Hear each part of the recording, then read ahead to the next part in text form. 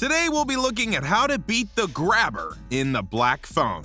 Today's trivia: The Black Phone is based on a short story by Stephen King. Just kidding. It was written by his son, Joe King, pen name Joe Hill. Raise your hand if you didn't know the master of scary had a little scary. In this video, we will look at the mistakes the characters make, figure out potential alternatives, and figure out ways to beat Ethan Hawke's crazed maniac and escape from the prison basement in The Black Phone.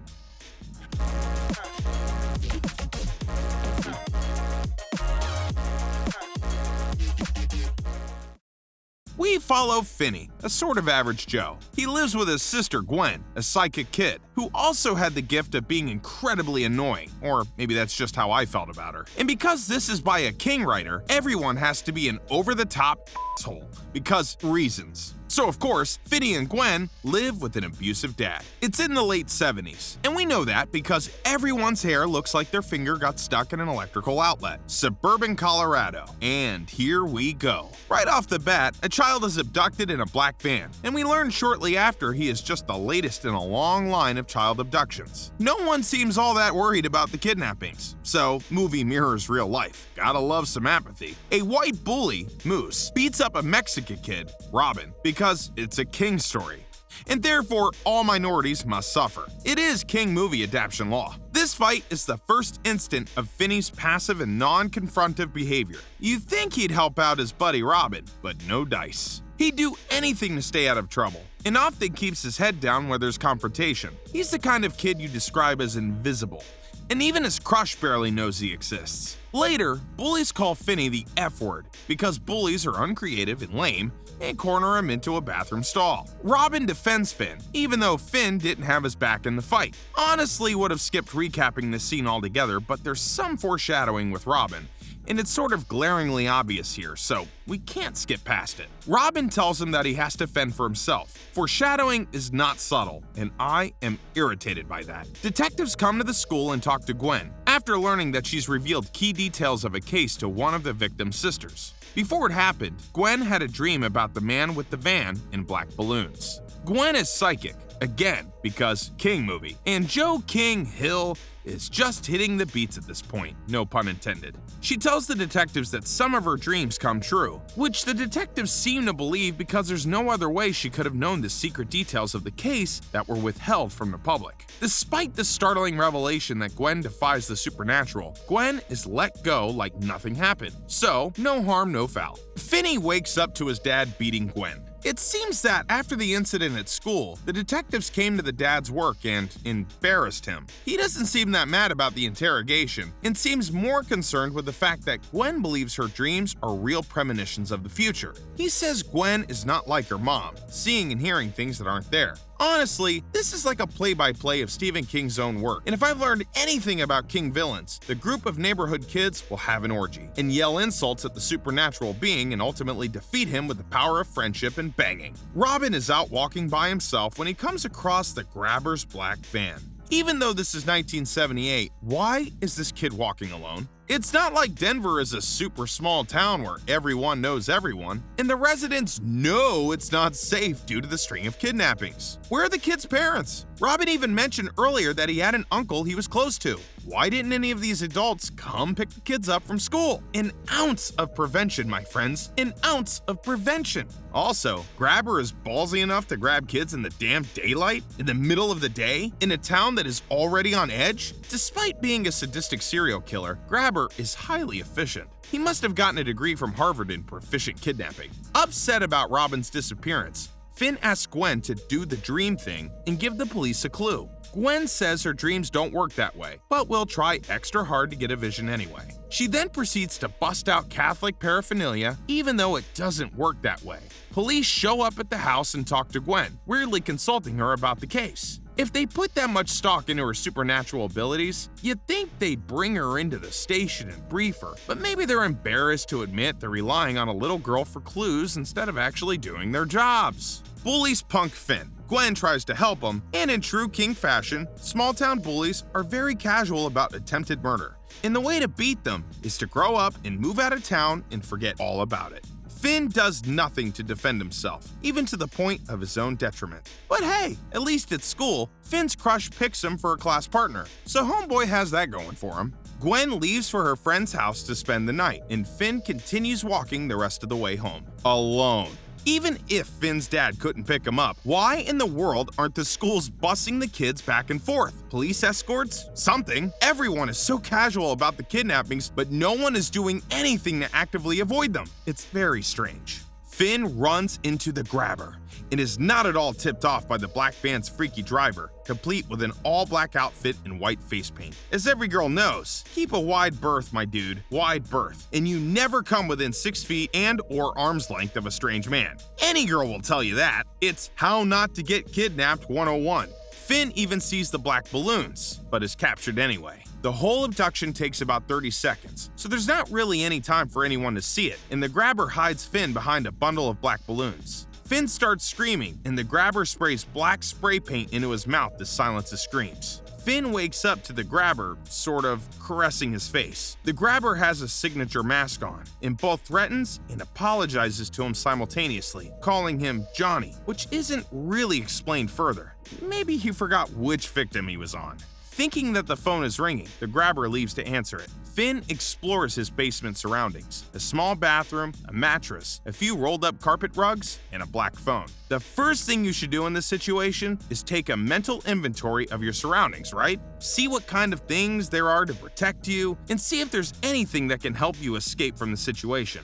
Finn does not look around, but doesn't seem to piece together how he could use the items he does have access to. I don't think it's really his fault. He's a young kid who has just been through something severely traumatic, is in shock, and probably isn't thinking clearly. Gwen gets the call that Finn hasn't come home, and she runs home alone at night. She's lucky the grabber has already met his quota for the day, because she would have been extremely easy prey. She doesn't know that Finn is still alive, and given that Robin was only kidnapped a day or two before, it's entirely possible that the grabber snatches more than one kid at a time, but Gwen doesn't know that. And sure, maybe she was overcome with emotion and wasn't thinking straight, and she's even younger than her brother, but running out in the middle of the night wouldn't accomplish anything other than potentially putting her in harm's way. Later, Finn is woken up by the ringing of the black phone. He answers it, and the grabber reveals himself from the shadows. He says that the phone hasn't worked since he was a kid and tells Finn to hang up. Finn tries to reason with the guy, a classic song and dance that the Kingmen have perfectly mastered. Finn threatens to scream, and the grabber tells him that the basement is completely soundproof, and no one would hear him if he screamed anyway. Finn doesn't really have any way of verifying, and it might just be a ploy to get Finn to be compliant. Finn tries screaming anyway, can't hurt to try, and gets no results. He briefly tries to break through the window, but figures that if it could have been broken, it already would have been by the previous victim. Finn quickly gives up and resorts to dying, which seems a little early to throw in the towel at this point. I mean, there's not much in the basement, but it is a big basement. He could dismantle the mattress, or take the black tank off the toilet and throw it out the window. Even the light bulbs could be broken and used for something. As I already mentioned, the first thing to do in this situation would be to take inventory, then MacGyver the situation, and see what all he could fashion together and invent to help him escape. He goes as far as pulling a single wire out of a mattress, and one wonders why he didn't tear it apart further. The phone rings again, but no one is there. Grabber stares at Finn until he wakes up, denies him food, and then leaves again.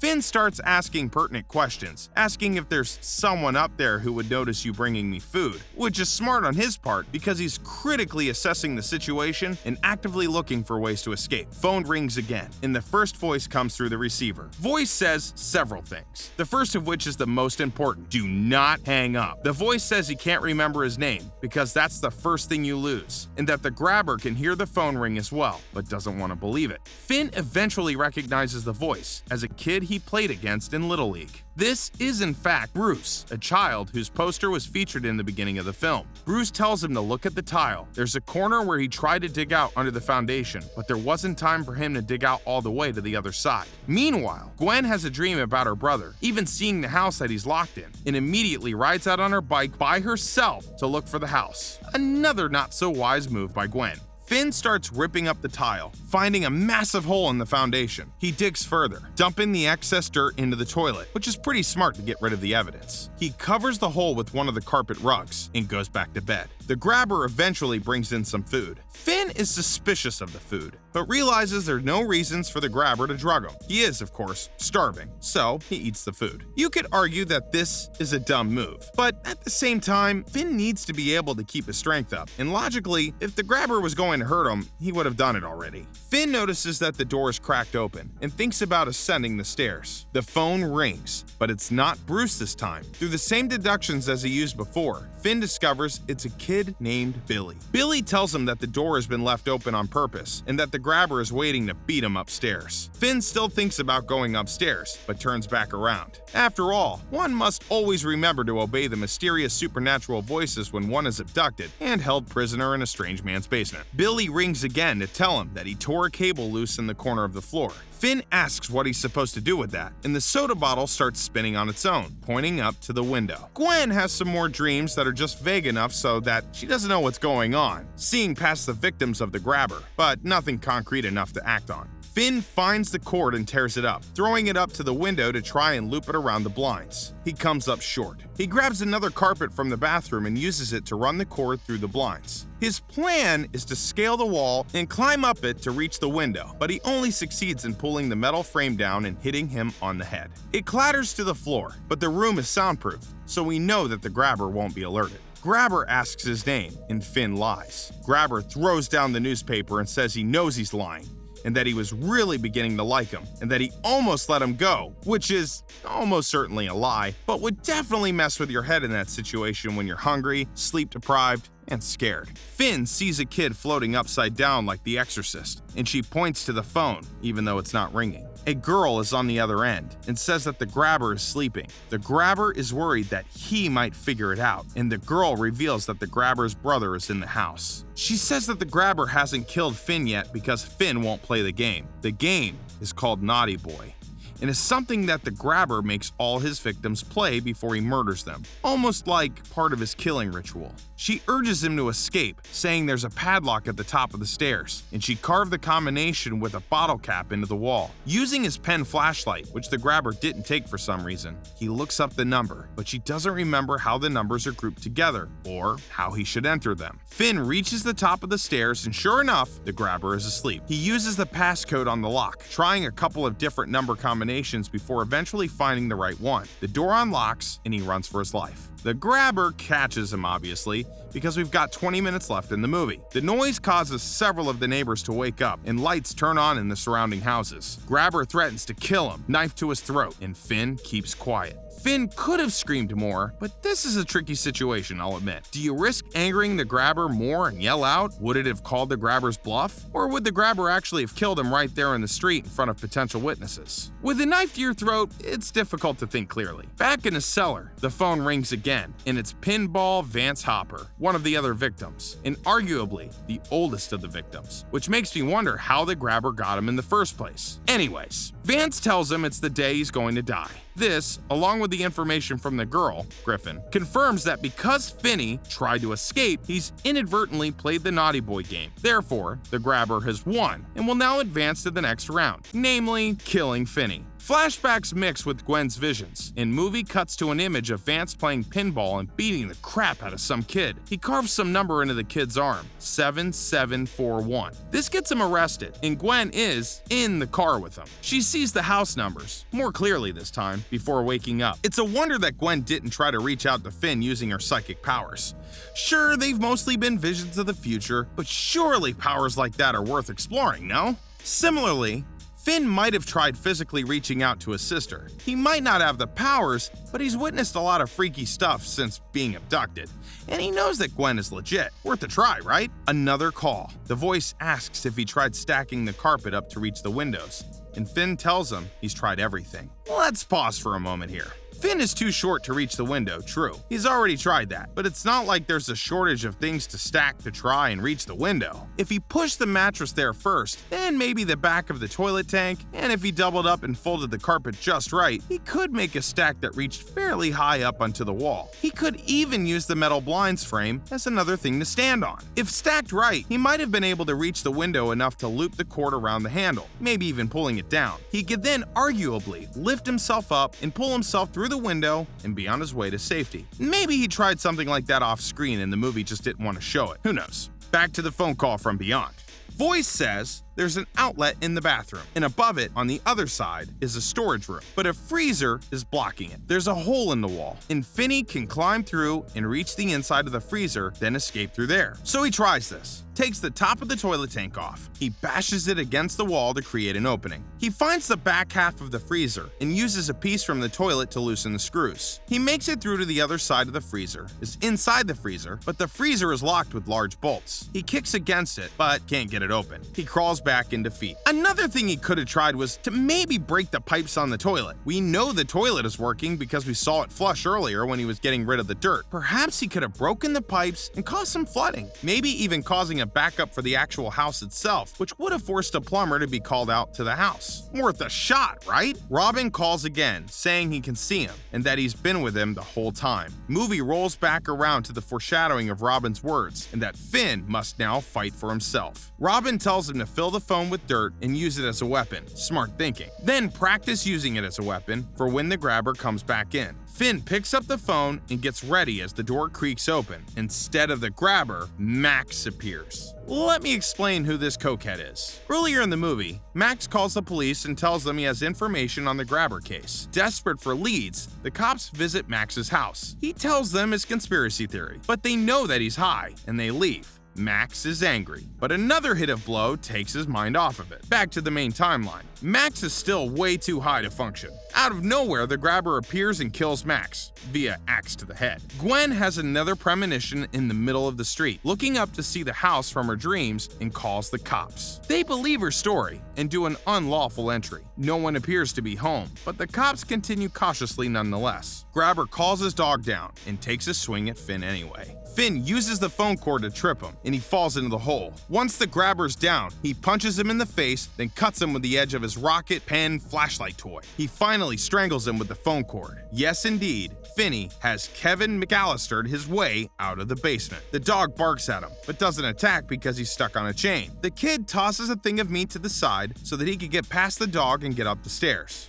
I guess we didn't need an underage orgy after all. At the same time, the cops descend the stairs, and they found the brutal site where the grabber buries his victims in concrete, but it's the wrong house. Finney reaches the lock again and lets himself out. Finney emerges from the house and sees the police parked across the street at the other house with the basement murder house. Here's something that really annoys me. In the zoom out shot, the black van is clearly visible from the street. Doesn't mean that it's always out in broad daylight, but the police are literally across the street, which means that the black van drove past the cops while they were in the other house. Of course, it really isn't their fault. They're in a horror movie, so they're contractually obligated to be as dumb as possible. But still, they have eyes, right? How many times has the van been parked in the middle of the street? How many black vans are hanging out in 1978 Denver, Colorado? How many people have seen this black van and not bothered to report it? Dad apologizes to them as if he's going to change, and the kids just kind of roll with it. Finney goes back to school like he didn't just experience some massively traumatic shit.